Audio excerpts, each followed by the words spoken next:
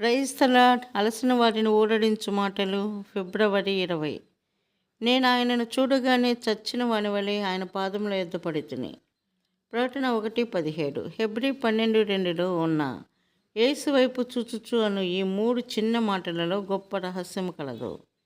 అవి మనకు మొట్టమొదటిగా ఇప్పుడు మనము యేసు ప్రభు వైపు చూడవలెననియు, పిమ్మట ఈ భూమి మీద మాత్రమే కాక నిత్యత్వం అంతయు ఆయననే చూచుచూ ఉండవలెననియు చెప్పుచున్నవి. ప్రపంచ అద్భుతములు 7లో కెనడాలోని నయగారా జలపాతం ఒకటిగా ఎంచబడుచున్నది. అది ఎంతో రమ్యమైన దృశ్యము. 1928లో నేను అచ్చట 6 దినములు ఉంటిని. అప్పుడు నేను ఆ జలపాతమును సూర్యోదయమున, మధ్యాహ్నమున, సూర్యాస్తమయమున వెళ్ళి దర్శించసాగితిని. వాటిని నేను నూతన విధానంలో చూడసాగితిని. ఈ అద్భుత దృశ్యమును ఎంత ఎక్కువగా చూచితునో అంత అధికముగా అది సౌందర్యముగా ఉండుటను గమనించితిని. ఏదేమైనను నయగారా జలపాతం యొక్క సంపూర్ణ సౌందర్యమును కొనియాడుటకు ఒకరు వాటిని శీతాకాలంలో, వేసవి కాలంలో మరియు ఇతర కాలములలో కూడా చూడవలసి ఉన్నది. దేవుని సృష్టిలో కేవలము అతి స్వల్ప భాగ్యమే అయినా నయగారా జలపాతం యొక్క సౌందర్యమును కొనియాడుటకు దీర్ఘకాలం పట్టిన ఎడల సృష్టికర్త అయిన మన ప్రభు అయిన యేసుక్రీస్తు యొక్క సౌందర్యమును కొనియాడుటకు మనకు నిత్యత్వం పట్టునన్నది నిశ్చయము. నీ వ్యక్తిగత జీవితంలో లేక పరిచర్యలో నీవు కృంగిపోయి నిరాశ నిస్పృహలలో ఉన్నట్లుగా ఉన్నప్పుడు నీవు, ఓ దేవా, నీ కుమారుని మహిమ యొక్క నూతన దర్శనమును నాకు దయచేయము అని ప్రార్థించవలెను. అపోస్తలుడైన యోహానుకు ప్రభువును అతి సన్నిహితముగా చూచు ఆధిక్యత కలదు. అతడు ఆయనను ఎంతో నమ్మకముగా సేవించెను. అతడు ఆయనను ఏ ప్రశ్న అయినను అడగవచ్చును. నిజముగా అతడు ప్రభు యొక్క రొమ్ముపై తన తలను ఆనించవచ్చును. అతడు ప్రభు రూపాంతరం పొందుటను చూచెను.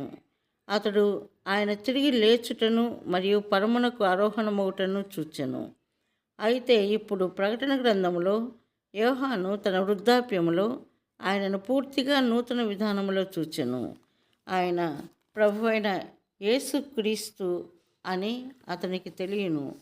నీవు ఎవరు అని అతనికి అడగవలసిన అవసరం లేదు.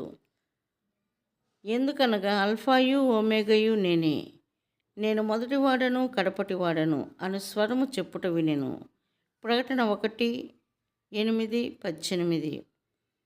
యోహాను తనతో మాట్లాడుచున్న స్వరమేమిటో అని చూడ తిరిగిన వెంటనే అతడు ఆయన పాదముల యొద్ద పడి, ఓ ప్రభువా, నీవు ఎంతో సౌందర్యము గలవాడవు, నీవు ఎంతో గొప్పవాడవని నేనెంత మాత్రమును ఎరగలేదు అని చెప్పెను.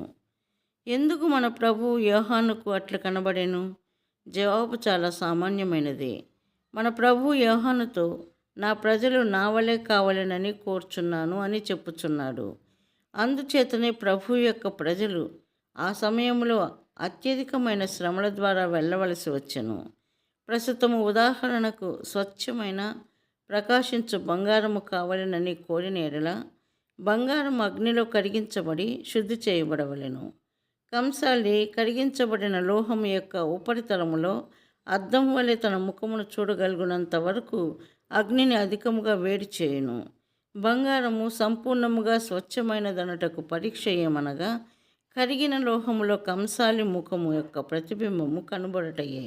అదే విధముగా మనలో కూడా ప్రభు అయిన యేసుక్రీస్తు యొక్క మహిమ కనబడు పర్యంతము మనం అగ్ని వంటి శ్రమల ద్వారా శుద్ధీకరించబడవలెను.